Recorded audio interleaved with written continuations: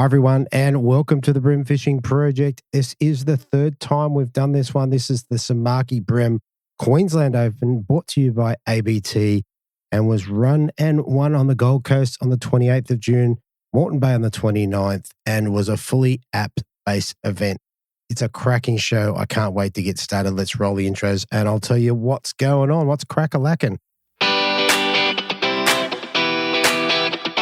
Welcome to the Bream Fishing Project. This is where you need to be every Tuesday to find out all the latest tips and tricks to help you target bream on lures. You'll get to hear from some of Australia's elite bream competition anglers and see how they were able to achieve their results in competitions around the country. Now, here's your host, the 2019 Hobie Kayak Fishing World Champion, Andrew Deeth.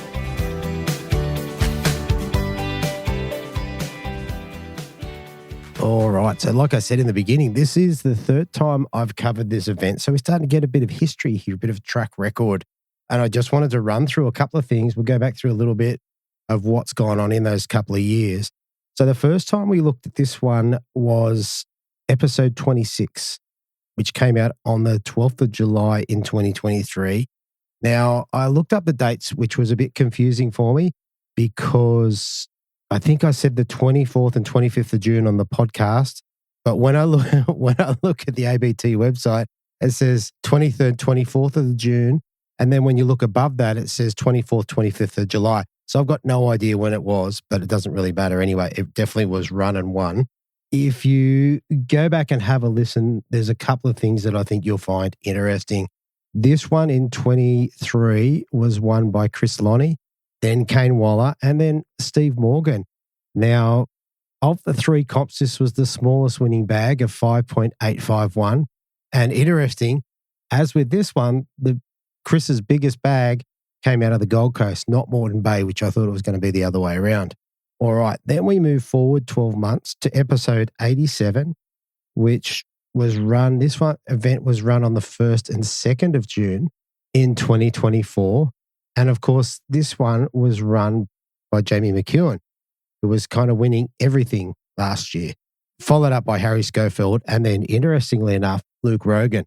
Now, of the three events that I've covered, this was the one with the biggest bag weight, with Jamie weighing in 3.567 on the Saturday, which was Gold Coast, and then 3.805 on the Sunday, which was Moreton Bay.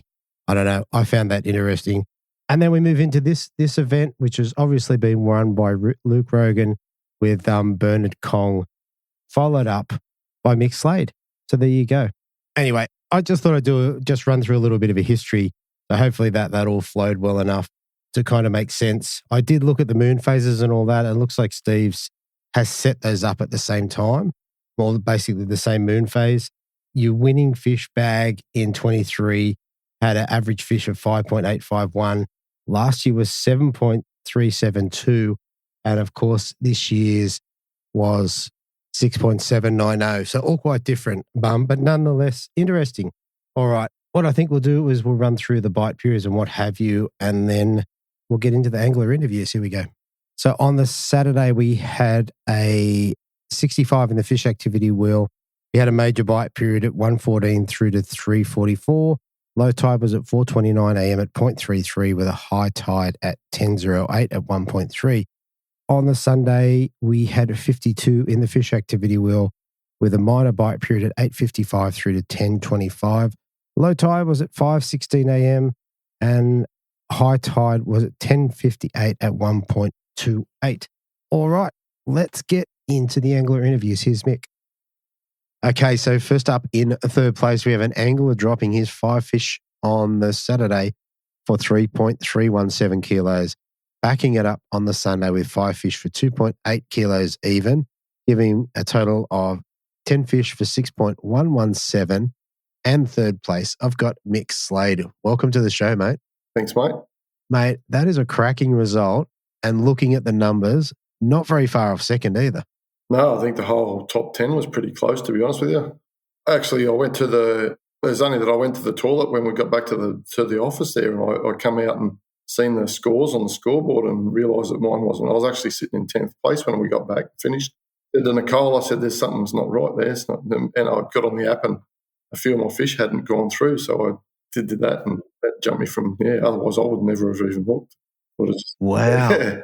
Wow. Well, that's very interesting. I did not know that. Yeah. Oh, there you go.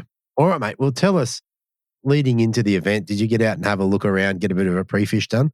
I did. So I jumped in with Jamie. So Jamie's a good mate of mine, Jamie McEwen. I imagine you know him yet. Yeah, so he's a good mate of mine. So he offered to take me for a spin around. We went for a burn around Moreton Bay there, and pretty wild day, actually. We got pretty wet fishing out there. Right. But did you get fish? Yeah, we did, yeah. And Jamie showed me a few tips about crankbaiting the pontoons and the stuff like that, yeah. Yeah, well, mate, a good mentor, a good teacher to have, I reckon. Oh, he's the best in the business at it, isn't he? Exactly. After day one, I actually thought I'd be talking to him, but, it wasn't to be at the end. Yeah. Oh, there you go. Well, the bag he caught on the pre-fish day was probably, I would have thought he would have been there too, but anyway. Yeah. Mate, it happens. Mm. So, mate, day one, Gold Coast, mate, you got a cracking bag. Yeah. Well, the Gold Coast, my intentions were to put my newfound crankbaiting skills to the test. I was actually planning to start on the bridge that goes across to Sovereign Islands.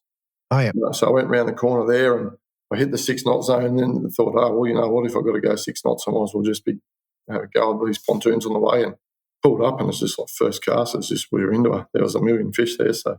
Right. And was that just crankbaiting? Just crankbaiting the pontoon. Yeah, some crankbaiting, some crabs and some of the little pro lure prawns. And yeah, and then as I got up back into the backside, I went up into the little, what do you call them, like the arms into that Sovereign Islands there, into the canals, and I was getting a few. When you get up the back of the canals, I was getting a few on the top water as well, so that was good. Right. Okay, so you had a mix of cranks, crabs, and topwater. That's quite a mix. Yeah, rods laying all over the boat everywhere.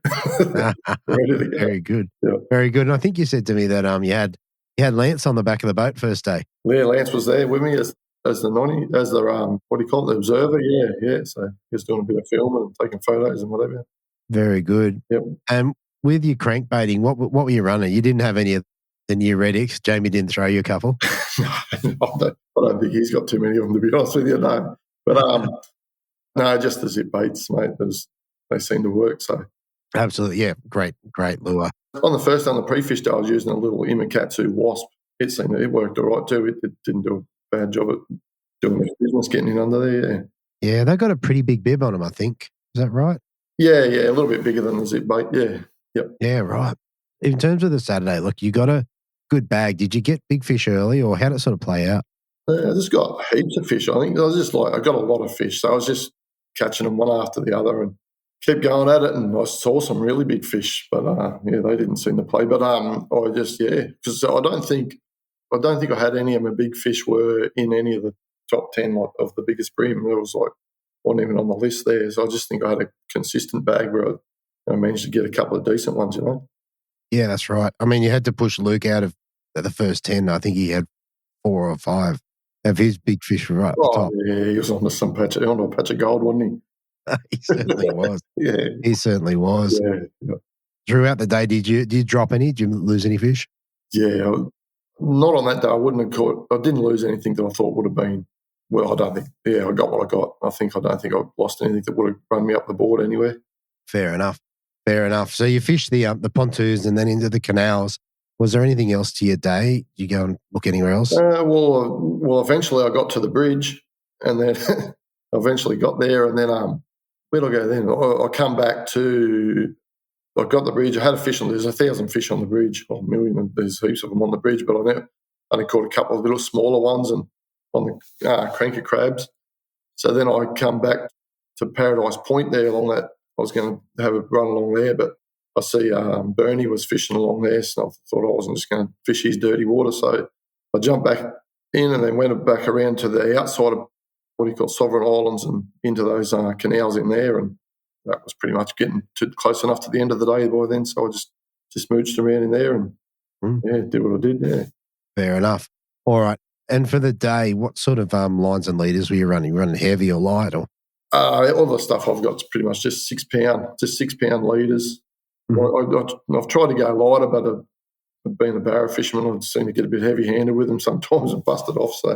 So I've just got the NS black hole stuff. I just use the amp rods in the brim. It's just got brim written on. I think it's 702 or something with 6 pound sunline Assegai and 6 pound sunline. What do you call it? FC Rock Leader. Yeah, nice. Yeah. Very good. All right, mate. Well, look, like I said, for the Gold Coast, you got a cracking bag. You end up with 3.317. I assume that had you in like third place overnight? Fourth. I was sitting in fourth overnight. Yep. Very good. Good place to be. Yeah. All right. Yeah. How are you feeling about Moreton Bay? You looking forward to that? Moreton Bay, yeah. Yeah, well, there's a massive expanse of water. We'd done my pre-fish with Jamie and that's where we went to Moreton Bay. So I tried to sort of stay away from where I knew Jamie was going to go to, just as an appreciation thing type thing. So, but I knew I was sitting in fourth place. I knew I'd get a shot. So I went into that Raby Bay canals to start with, just because I knew I'd get a go at some of them, a bit of a go at it before everybody else sort of got on. Knew there'd be a few people getting in there, so I thought, I'm in fourth place. I'll get a start on there somewhere before somebody else gets at it. That's right. And what were you going to run? Were you throwing crankbaits at it, or? Yeah, just crankbaits. Same as on the Gold Coast, just the crankbaits and the surface lures, and I was throwing a little Halco rooster pop, little 45 mil. Yeah. Wow. Throwing one of them, and just a little prawn. Oh yeah, the hybrid shrimp one. The hybrid shrimp. Yeah, that's the one. Yeah. Yep. Yeah, right. With your rooster poppers, how are you targeting the pontoons with them? You throw them in the back of the pontoons, or? Yeah, I've only just sort of learnt that thing the other day. So I only had one lure tuned to go left. So anything that was going to go right, that needed to go right, I was just throwing a popper along the edge of it. Okay. Yeah, and then if anything I could get up in behind, I'd get up in behind and throw it along the backside of the pontoons or whatever. Okay. It was pretty quiet in there, but Yeah, and mate, the poppers, like 10 years ago, we did a lot more popper work. I think it's time for a comeback, to be honest. Yeah. So it's interesting to hear you say that you got a few. Yeah, I like just those little rooster poppers. I use them up here a fair bit we got a lake up here, the Causeway Lake. I use them a fair bit in there. They cast pretty well and they seem to work all right. So. Yeah, that's right. They don't cost a bomb. It's all good. Yeah, that's it. They're hard to get, actually, up here, to be honest with you. Okay. Yeah. All right. So you start off in the Raby Bay canals. Is that where you finish your day, or you head out after that? No. So I did a couple of canals and things. Then my sounder, the side image and sounder dropped out on me. Oh. And I knew what was going on there. I knew my house battery went flat. Oh. So lucky I got a jump starter pack, so I ended up jumping my motor, and we got out of there and went around to, I think it's Vicky Point, I think they call it. There's some boat holes around there. Probably wasn't ideal with the tide being up by that stage, but I went around there and just mooched around the boats more closer to the edge. And okay. Yeah, we managed to get a few nice ones in amongst all them. Yeah, nice. And that was using the techniques you learnt with Jamie? Yeah. So a bit of cranking and a bit of the crabs. Yeah, just basically cranking crabs and the crankbaits. Yeah. Yeah, right. So if you're using the crabs, what sort of water depth are they sitting in? Yeah, it's probably in half a metre of water or something. Oh, it's just, okay. Yeah, I was shallow. Yeah, well, it wasn't very deep. Yeah, I was dragging my electric motor. I had to trim the big motor up a couple of times. Yeah, okay. She was dragging the bottom, yeah. Yeah, cool. And do you in that area, did you manage to get a few? Yeah, I got smoked by one good one, and then he got me in under one of the boat holes. And yeah, same boat hole I got smoked on last year, actually. I'm going to have to get me revenge on that fella.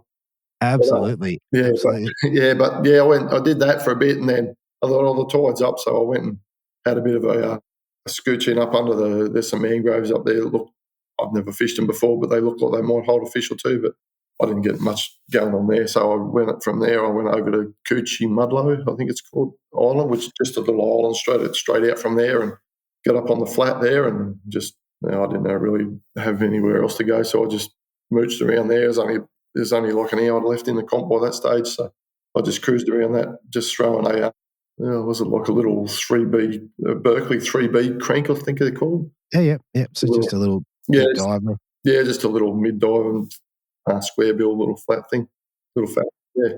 And was that any good? Did you get any or? Yeah, I got a few doing that. Yeah, a lot of little ones, well, not a lot, but I got a few little ones, and then just kept cruising around and picked one up every now and then. And then by the time I got to the very end, there's a boat there. I got one off of that on a crab, and then I got out onto there was a sand spit with a few mangrove trees on it and whatever, and I got out there and I got a couple there, and I ended up getting one upgrade. I think it's a 30-centimetre fish or something, which was obviously with it being close, I think that upgraded like a 24 to a 30, so that was...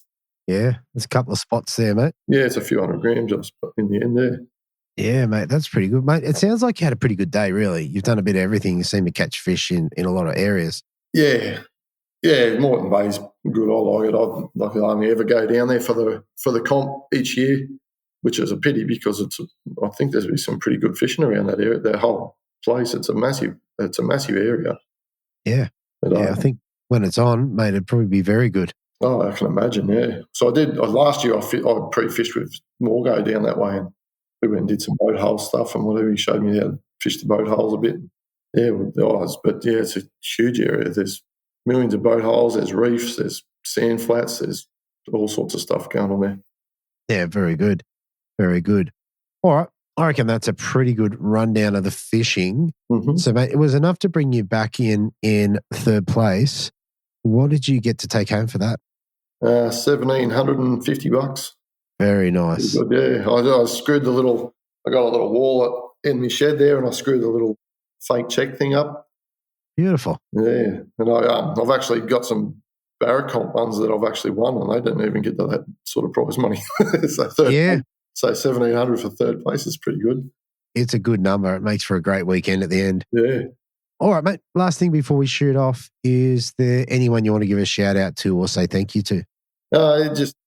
Steve and Nicole, firstly, because they think just for putting us up, especially Nicole. She was quite hospitable to us. She cooked, me and Jono stayed there for this weekend, and she cooked us a feed. And when I got soaking wet in the boat with Jamie, she took my clothes home and washed them and dried them for me, even for the night. Wow. Yeah, she done a wee of a job. And she does a really good job, what she does too. So both her and Steve. And then, and just EJ Todd, mate, those me up with a bit of gear and for a reasonable price. So, yeah. Very nice, mate. Yep. Very nice. All right, mate, that's fantastic, mate. Thanks for making the time to come on and have a chat. No worries, mate. And, mate, hopefully we get to have another chat soon. Yeah, I will be next year now.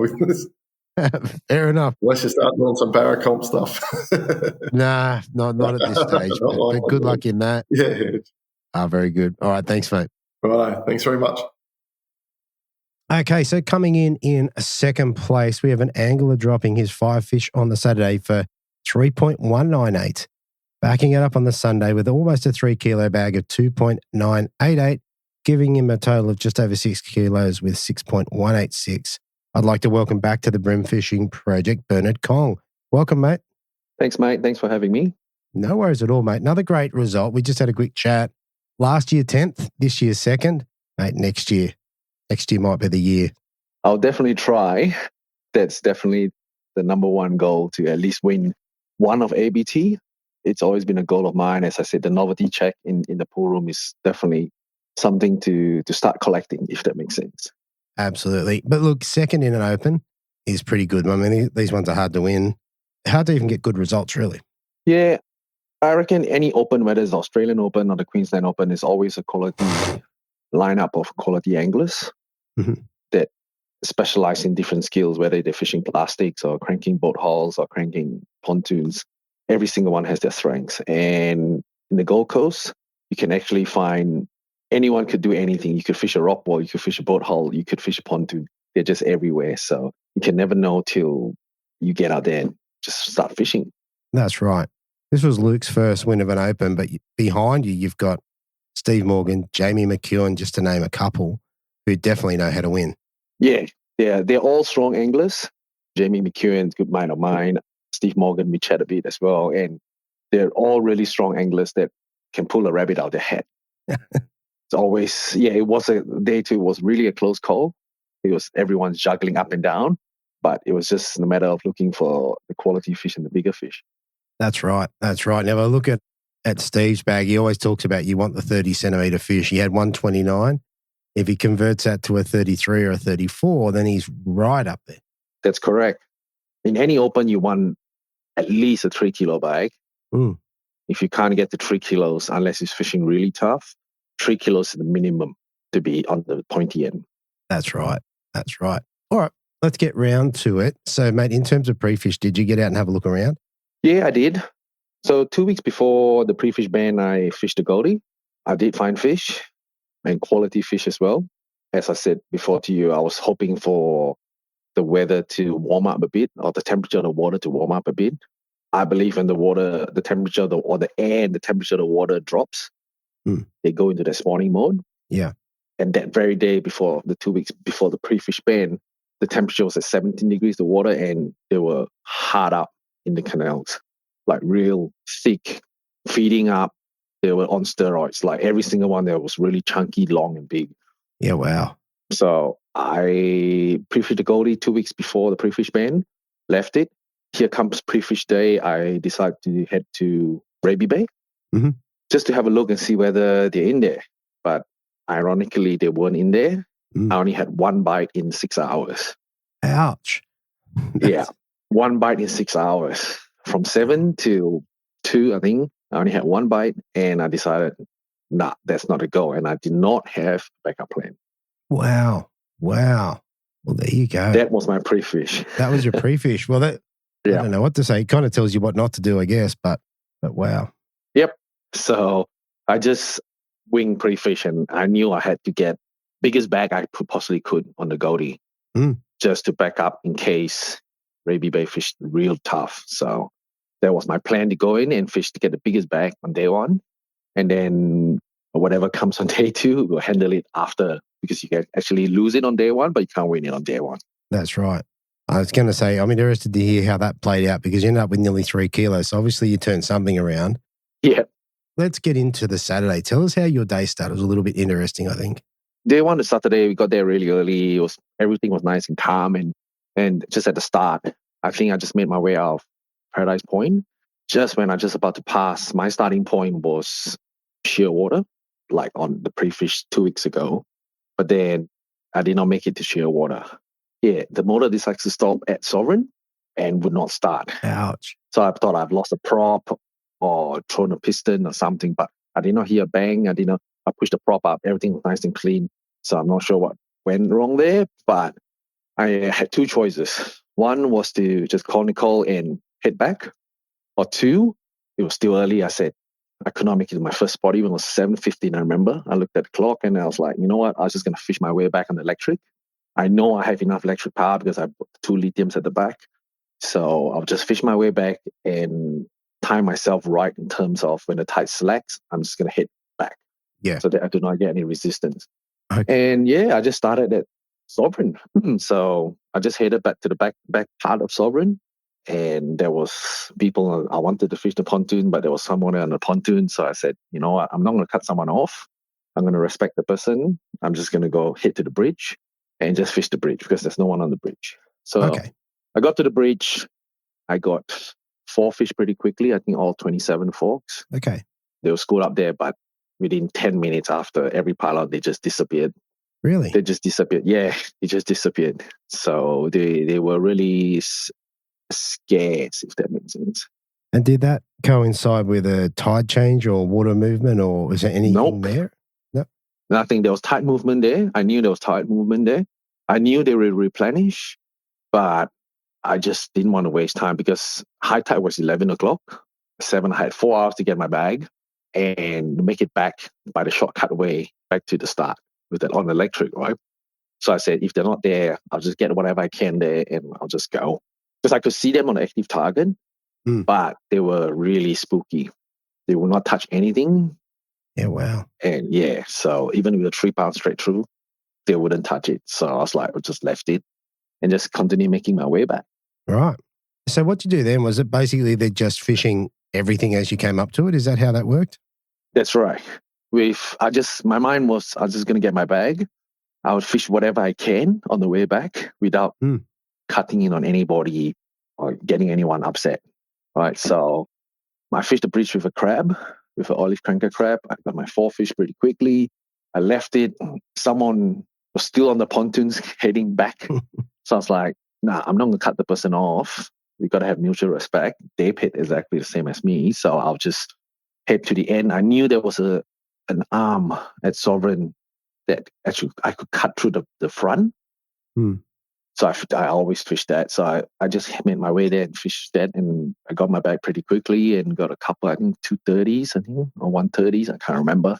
And I found that like 2 weeks prior to pre-fish, I found that the bigger fish are actually holding on pontoons nearest to the mouth of the canals.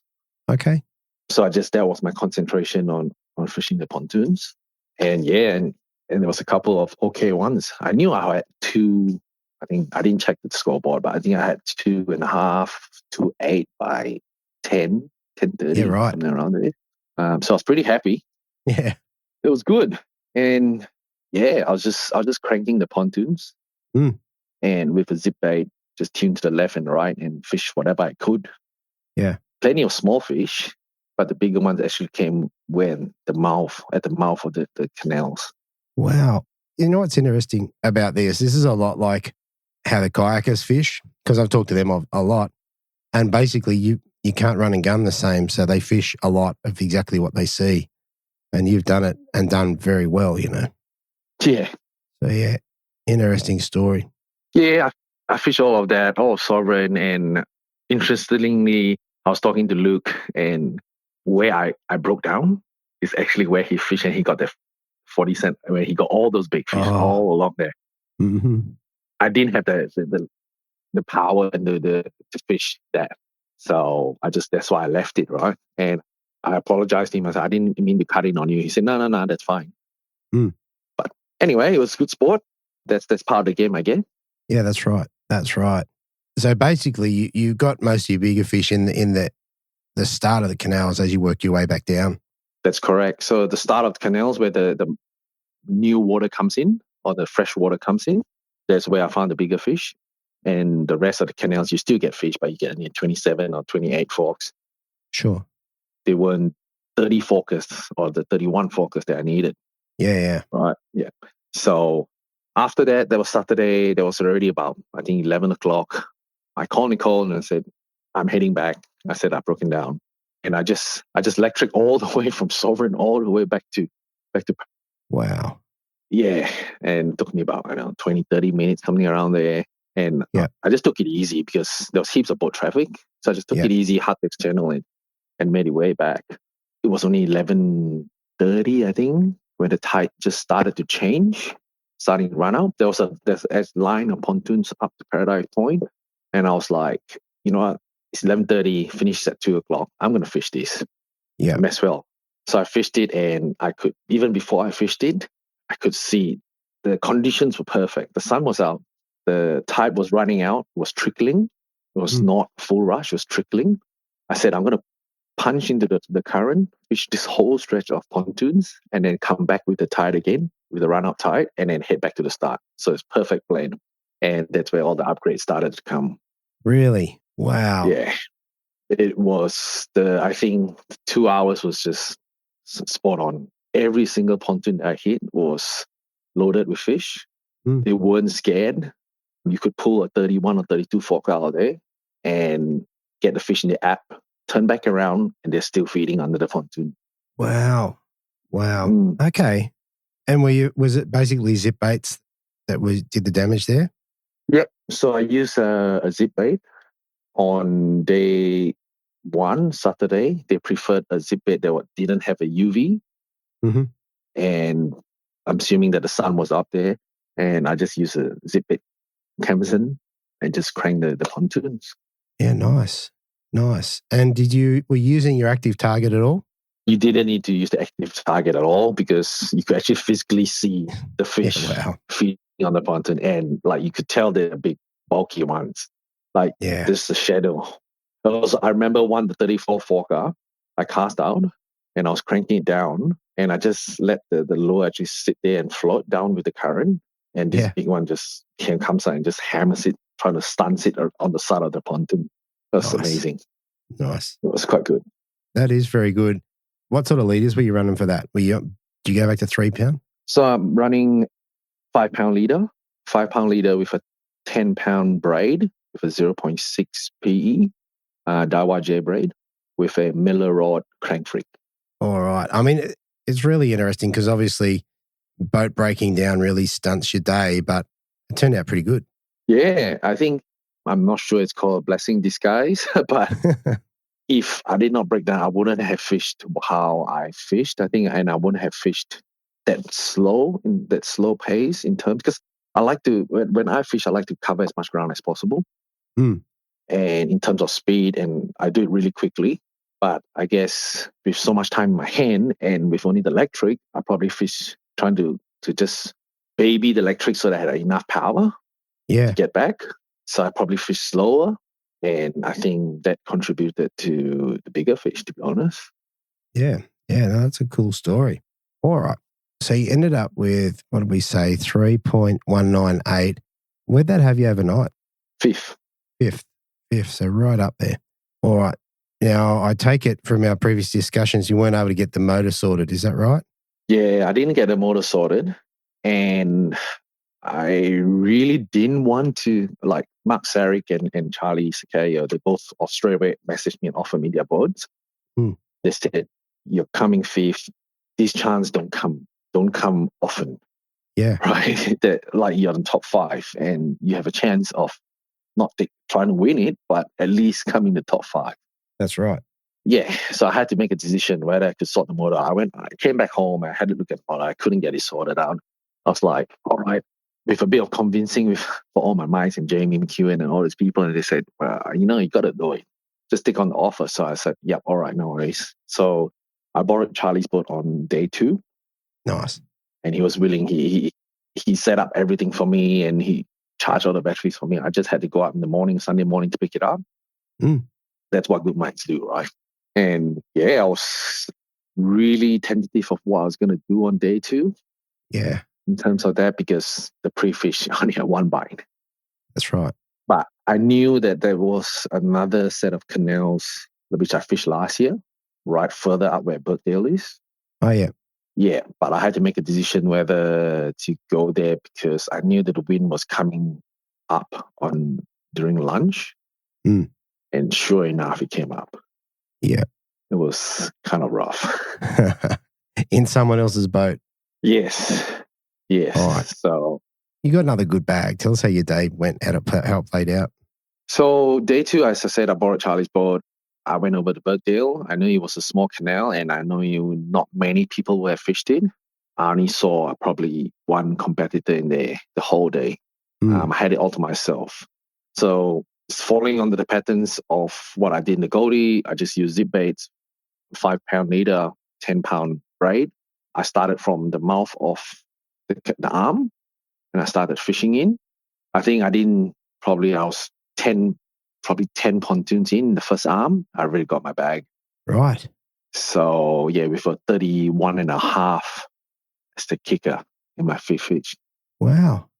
Yeah, it was pretty good. There was 1 spot I had to use a Berkeley Crabby in between 2 boats, and I cast 3 times, and I got 3 fish out of there.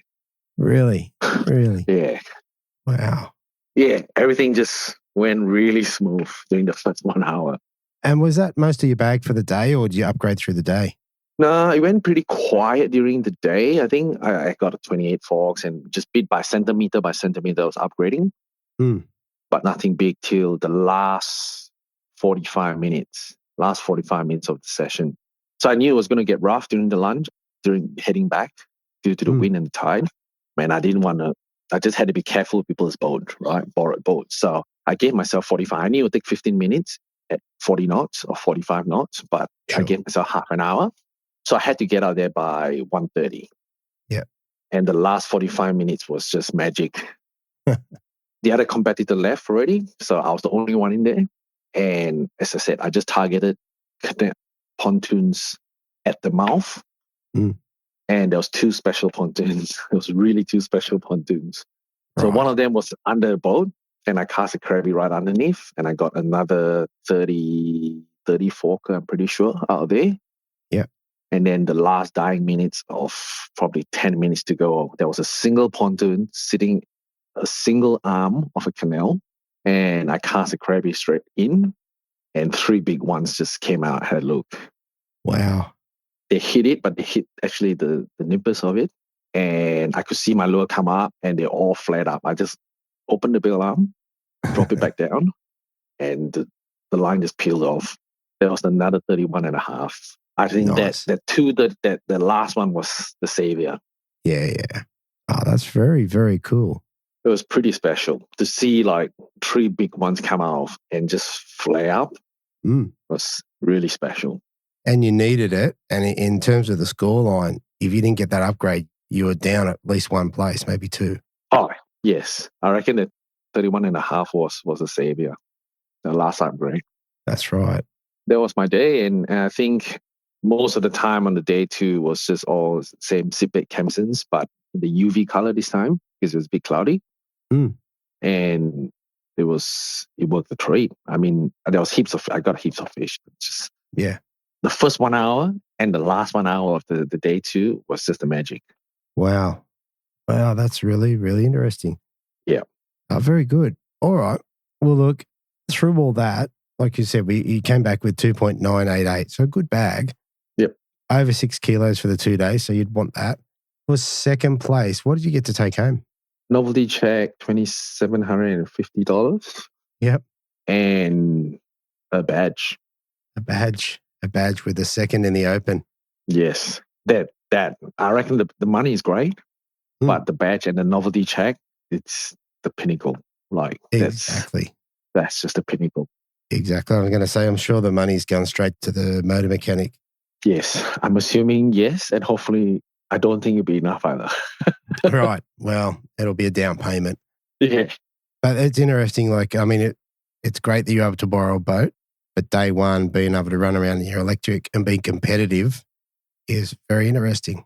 Yeah, it was definitely like this motor has never failed me. Like it's been really strong for the last 2-3 years. Mm. And I guess it happens for a reason. You can't blame anybody. It's been serviced regularly. So unfortunately, things happen for a reason, I believe. Mm. To be competitive in it and just keep calm and collected and just work your way back and fish just whatever you can. Makes you really think. And of course, every comp is a challenge, right? But on top of this challenge, you still have motor breakdowns and you can't travel. It's another challenge. And just time management, I reckon. You just need to manage your time right and hit the tide right and stuff like that. And in terms of like a learning experience, do you think having that broken motor and on the electric today, do you think that'll change your fishing a little bit in the future? Yes, I reckon it would change. There's definitely some sports that you still want to get to. Yeah. But I reckon with this has changed I'll be starting to fish slower when I can find the concentration of the fish. Yeah. In terms of that. And I'm a person who likes to knuckle down, and once I find it, I knuckle down. But I'm just not patient enough. But I reckon this has changed how I'm going to fish in the future. Yeah. Yeah. It's like, well, when the motor's running, you can burn as fast as you want, but when it's time to stop and fish, then you can go slower, I guess. That's right. That's right. Oh, very good. Very good. All right, mate, that's a great interview, mate. There's just one more thing before we shoot off. Who would you like to give a shout out to or say thank you to? Oh, definitely Charlie and Zach, both offering me boards and letting me hit their boat. If not, I wouldn't have made it. Definitely they're first on the list. Definitely to Nicole and Morgan for running such comms. Jamie McEwen, Chris Greenstill, Gavin, all the close mates that I have that convinced me to continue day 2 because I was half the mind to be redrawing, to be honest. Yeah. Yourself for giving this time and doing the podcast, of course. Thank you. And all the competitors, Ref. Yeah. Yeah. It's a good one. Yeah. Josh Laurie from Samaki for sponsoring the event as well. So it's awesome to have sponsorship to back all these events. And without them, I guess we can't compete in all this. Mm. Yeah. Well, there you go, mate. That is fantastic. I want to say congratulations. It's such a big achievement to get there, especially with major motor adversity on day 1. So I think that's really good. And yeah, thanks again for coming on. Thanks, mate. Thank you for your time. Thank you. All right. So coming in first place, we have an angler dropping his 5 fish on the Gold Coast on the Saturday for 4.676, which included a 40.5 fork. Backing it up on the Sunday with his 5 fish for 2.114, giving him a total of 10 fish for 6.790. With me, I have Luke Rogan. Welcome back to the show, mate. What a great win. Yeah, cheers, Diddy. How you going? Good, mate. Good. Yeah, it's winning these big ones is something special. Like, you must be still pumped. I am. It's still sort of, every time I walk past a trophy now, I'm like, yeah, just sort of gets a bit more real. Absolutely. We have a few of these events a year where it's a big one. You really want to win it. But when it all comes together and you catch a cracking fish like a 40.5 it's not a final, but it's kind of a final. It's just amazing. Oh, yeah. It was a good feeling when it came to the net, that's for sure. Fair enough. All right, mate. I can't wait to hear about that, but we're going to back the truck up a little bit. Tell us about pre-fishing and getting ready for this comp. What you get up to? I didn't do any. Nice. I had a feeling. I worked on the Friday. I was like, I thought about going fishing, but then I was like, well, I'd rather just chill. And because, they're not, Gold Coast is not my local, but at the same time, I enjoy fishing there, but I kind of get over it real quick. So I like to just sort of leave it for the comp day and you just put it all on the line. And just the fact that it was only a 2-day comp was great because it just meant that I could just really hammer my spots. Like 100%. You're not trying to save anything. You're just like, going to town sort of thing, you know? That's right. And look, you and I have done enough interviews of comps that you've won and ranked in. And then there's been a bunch that I haven't interviewed. I haven't done the comps. But you've had good results on the Gold Coast over the last several years. Yeah. Yeah, no, I've been doing pretty good, actually. I'm just getting a bit more consistent, I think. 100%. Now, the other thing that we spoke about before is how many Queensland Opens do you reckon you've done? Say it'd be around 10, I reckon. Yeah. You've put the time in to end up in first place. So yeah, it's been, I think last year I came third. I think I had 1 year off, and it might have been the year before that. But then the year before that, I think I got second or third or something like that as well. Yeah, right. It was coming. I just needed to just staple it, you know what I mean? And I think having that day one bag with that big one in it really sent it home, you know, and like it was a good feeling putting that in there, especially early on in the comp. Yeah, that's exactly right. All right, let's roll around the comp day then. Tell us about how that day unfolded and how you went about putting such a monumental bag together. Well, it was not too bad. So we all started off, obviously. I didn't enter till really late. So I think I might have been the last boat to leave or second last to leave. Mm-hmm. But I knew where I was going. And I headed around there. The good part about having a fast boat is I was able to just go past a couple of people that were a bit slower, I guess. And I got to my spot that I wanted to start at. A couple of boats pulled in behind me and they were like, oh, shit. And I was like, well, sorry, guys. Like, it is what it is. It is what it is. It is what it is. Anyways, I'm like, whatever, we're all friendly. So the other boat sent off in the other direction fishing and I kept doing what I was doing. And I think my second cast, I hooked another real big one and I got it to the side of the boat and it just fell off. Like it crushed all my trebles. Oh, no. You know when they're really, really big, when they just literally crushed them like they're nothing. Wow. And that's the start to your open. Yep. Literally like second cast. And there was some squealing and screaming. And one of the boys that was fishing quite close to me, he's like, Rogan, was that a big one? And I'm like, yep. I was like, oh, that's me done. Just like that. I was like, that's the one. Just blew it. Yep. Wow. And tell me, so it fell off at the boat. Was there a chance of a net shot or it just wasn't happening? I had the net in my hand. I was literally going for the swipe and it just fell off. Ouch. Just like that, you know, didn't matter. Just, I don't know. It happens. It does. It's just part of fishing. That's right. And then, I moved on to another little section and I started catching a few little GTs around about the 40 to 50 centimetre mark. Okay. And I was like, oh, just go away, you know, like, because they just destroy everything. So the funny thing is I landed them all. Right. So I was like, well, if I can land GTs, surely I can land bream, right? I think so. So I caught a few of them Then I chucked the cast in again, donk. I was like, oh, that's another one. Then I was like, oh, it's another GT. So I skull dragged it in. It was a 35 forker. Oh, nice. And I was like, yeah, I was like, damn, I'm glad I didn't go too hard on it. Anyways, the same deal, even the 35 fork crushed all my trebles, man. Wow. I don't know. They just happens. It's crazy. Yeah, yeah. So I just cut that. I measured him, put him in the app, cut that crab off, tried another crab on, brand spanking new, because I was like, no, if there's big ones here, I need to have perfect, no rusty, dodgy crap, just strong, new stuff. So tied it on, a few more casts, got an undersize or maybe small, like a small legal. And then same deal, I caught another GT and I was like, they were frustrating, the GTs, Yeah. They're really hard to get out of any sort of structure or weed or rocks or anything like that. And anyways, same deal, cast in after that one, bang.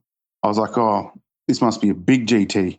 So I didn't put too much on it because it felt really big, and I was kind of giving it a little bit, but not at the same time, because I didn't know if it was a GT or a brim. Anyways, I got it to a certain point and I was like, oh, I could see this big white thing. And I was like, oh, it's another bloody GT. And then when I got it a bit closer, I was like, that's a really big brim.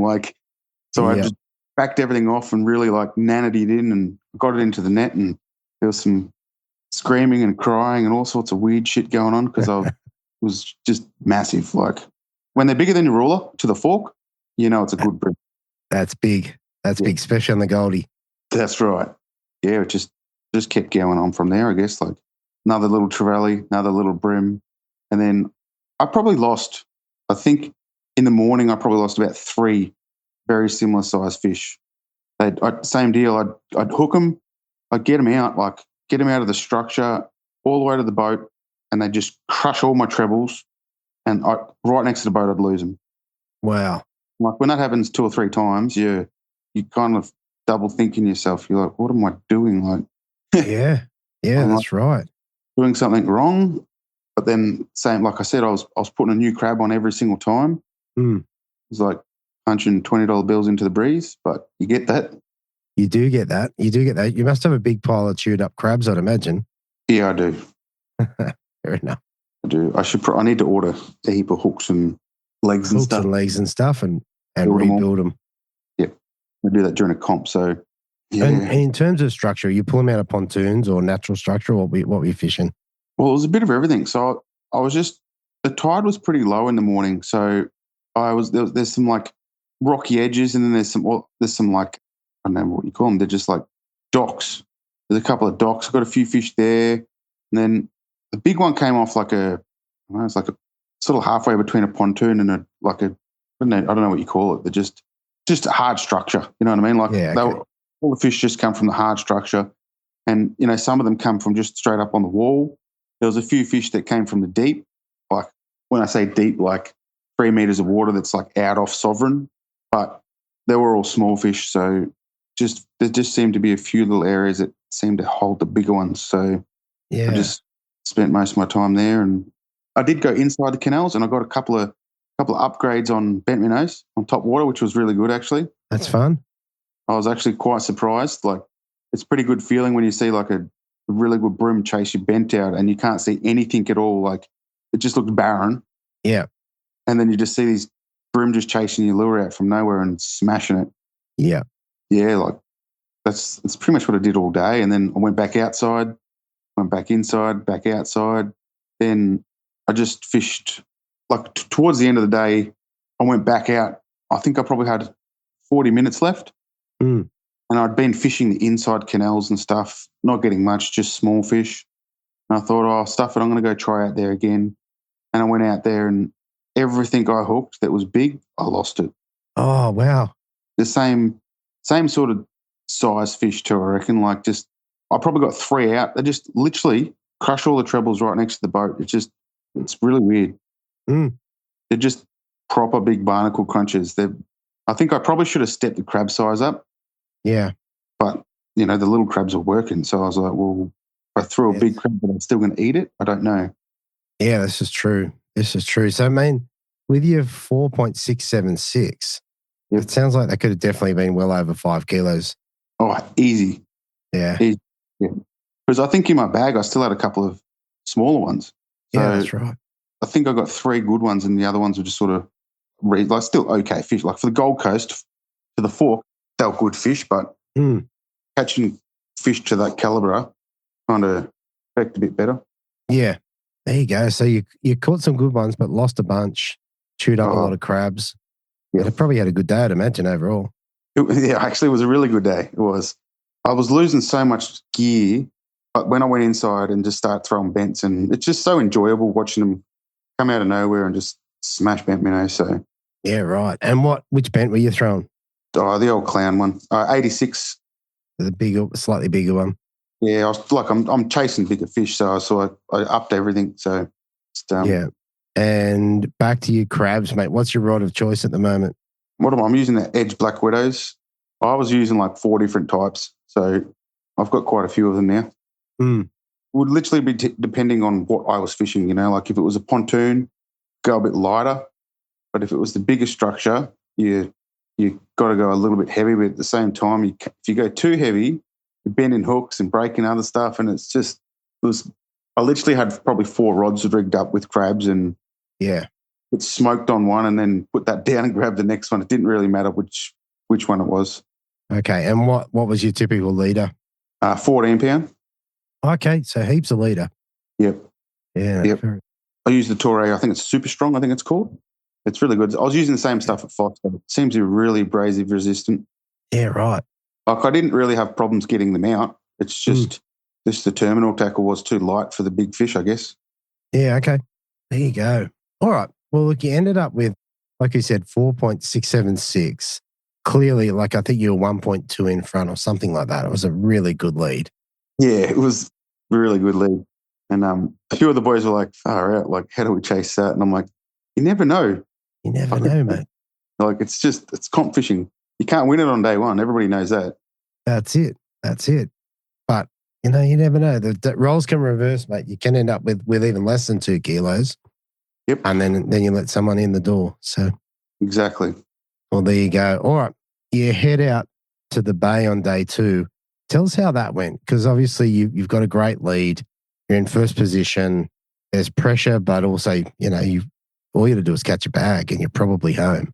Yeah, that's right. And I was speaking to a few boys about like their pre-fish, and their pre-fishes were really hard apparently. But I didn't have any nerves really, to tell you the honest truth. I was pretty confident because I was like, well, I've got a 1.2 kilo lead. So if I can just get myself a bag and then slowly upgrade all day, that should be enough unless somebody else comes in with a 5 kilo bag, which can happen in the bay. But I went to all my spots that I have caught 4.5 kilo plus bags before, and they were just dead. Oh, wow.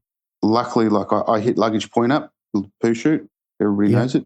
And I got my bag off there, which were, I think my biggest was like a 28 fork. Okay. But when it comes to day 2, you just need a bag. So that's right. So I went, got a bag there, went out to the wall, tried the wall for probably 3-4 hours, to tell you the honest truth. Like I spent way too long out there, but I was like, I just need 1 or 2 good bites, and that's all I need. That's right. That's exactly right. And at this time of year, like they're normally out there. I don't know. Still, like I said, I'm not too sure what's going on, but there was just nothing there. I caught a couple of undersize, which is really weird.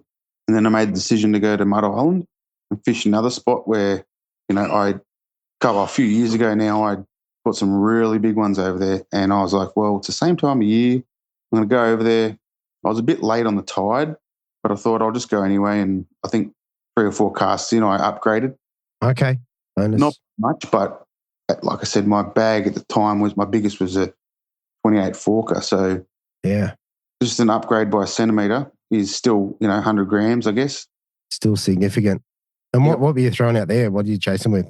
What was I throwing out there? Well, I was throwing bent minnows as well, but I had a couple of risers, but they just wouldn't hook up. Like the fishing was really hard. And then I was just chucking jackal chubbies, just chucking them out over the reef, bringing them back and getting them stuck on the reef and snagging them and losing them. That's another. But yeah, I probably caught 6 fish while I was there. and it was a lot slower than I expected. And then all I remember was I said to the my observer on the boat, I'm like, all right, this is the last cast, and I was right on this point, and I was like, oh, I've caught a 40 here before. Punched a cast out, a couple of winds in, clunk. I was like, oh yes, this is the one. Caught it for a little while, seen it out wide. It was silver, and I was like, oh, this is another good one. Get it to the net, and it's a freaking dart. Oh, Fast dart. And I was like, oh. Of all the fish, mate. Yep, literally of all the fish. And I was like, anyways, I said, right, well, that's it. Put him back. And I'm like, well, I'm going to go and spend the rest of the time in the canals. So I went to Raby Bay Canals. Mm-hmm. Because that's my local. Yeah. A lot of the guys were saying it was fishing really hard, but I think I was looking at what the tides were doing, and I went in there and I upgraded. Mm-hmm. I don't think anybody else was catching anything. So I felt pretty good about that. Same deal. Just 1-2 centimetre upgrades, but it all helps. It all helps, mate. It all helps. Yep. I mean, as it turns out, you won by that sort of 600 grams. So one like a 34-ker. Yep. But still, yeah, it all helps. Well, that's right. I was like, I kept telling myself, I said, all I need is one like 35 forker, even a 33 forker, and that'll just seal the deal. That's it. Because I know what the bay's like. Like, it's been fishing really good. I just think I got lucky that it didn't fish real good on day 2. So, well, that's right. That's right. I mean, Mick Horn in 4th, he came back with over 3 kilos. Steve Morgan got 3.45. Like, people got fish. Just fortunate for you that some people didn't get fish, I guess. Yeah. But compared to normal, though, it was very hard. All the normal spots, normal flats that were fishing, I think everything's just moved deep. Just they've started to spawn, I think, already. So yeah, which I thought they would have been. Normally, they just sort of like pre-spawn and they just get up there and sort of go to the mouths and everything ready to go. But I reckon with the moon and the tide and everything and the cold weather, they've just gone, right, must be time. Yep. And I could not find them. So wow. But okay, so if you had to do day 2 over again, what would you do? Stay in the canals. Yeah, right. Interesting. I think we've done interviews with you or maybe Tyson that have won in the canals, or maybe both of you. I can't remember. Raby Bay Canals is my local. Like, it's literally 10 minutes from my house. Yeah, right. Actually, I think it's 7 minutes from my house. But I used to fish there all the time. Like, after work, I'd go down for fish, but not anymore. It's just used to fish really, really good, but then all of a sudden lots of people started catching on to that there's a good fish in there, and they started fishing in there more, obviously. Yeah. But there's still good fish in there. What? And so you said, I think we said before, you run bent minnows in there. Do you crank or throw crabbies or crabs, or what else do you do in there? No, I do crankbait a lot. I do a lot of crankbaiting. Like, I tune my lures and they go under, and like McEwen and all those guys do. Mm-hmm. I've been for a long time. I just keep it on the low. So I do quite well doing that. But that's actually how I got my upgrades. Yeah, okay. On day 2, so which was really good. All right, I reckon that covers the fishing pretty well.